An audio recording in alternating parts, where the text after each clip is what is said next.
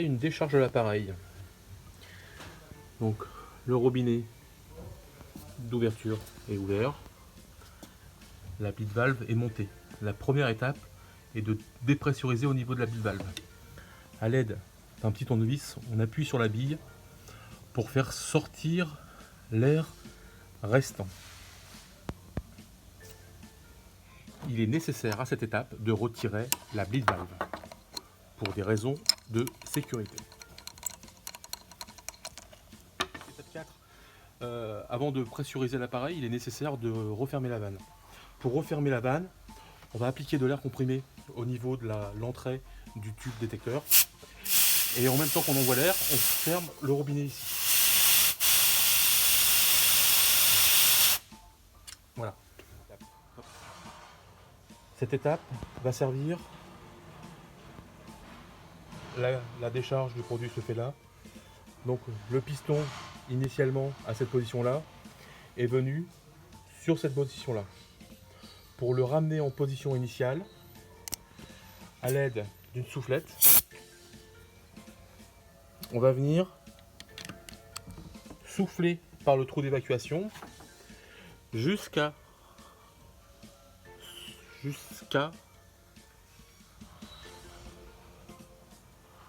la sortie de la butée.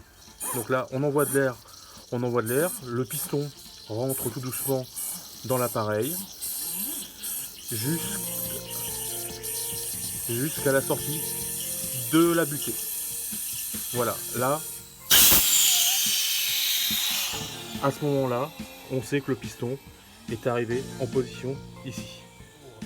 Pour pressuriser l'appareil à 200 bars, on vient visser là où on met le presse-ostat haute pression, l'embout livré dans le kit, qu'on vient serrer.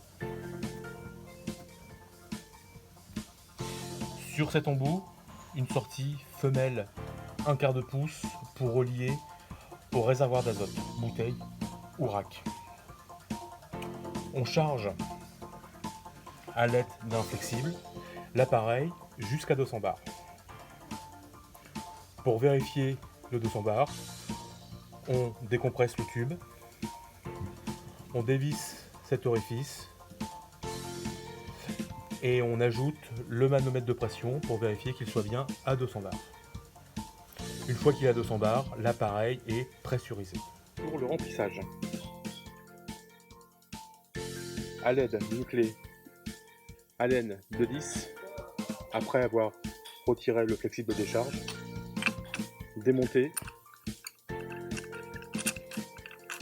la partie qui maintient l'opercule de sécurité.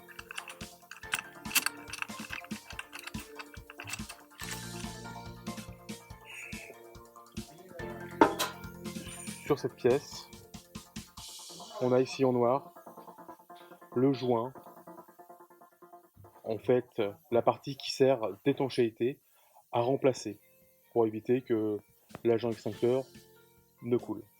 Cette pièce noire est donc à remplacer. Pour le remplissage du Firetrex, à l'aide d'un tube détecteur, d'une pompe,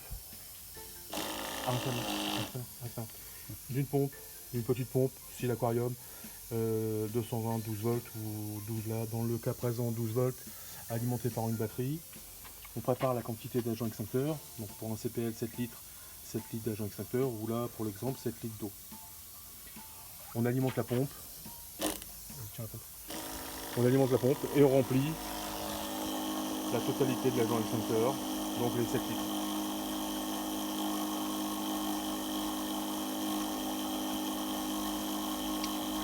Donc ça prend un petit peu de temps, prendre le temps nécessaire pour mettre les 7 litres.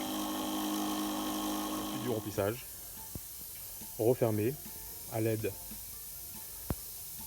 de l'opercule déchirable. Oui, c'est bon. Et on vient refermer.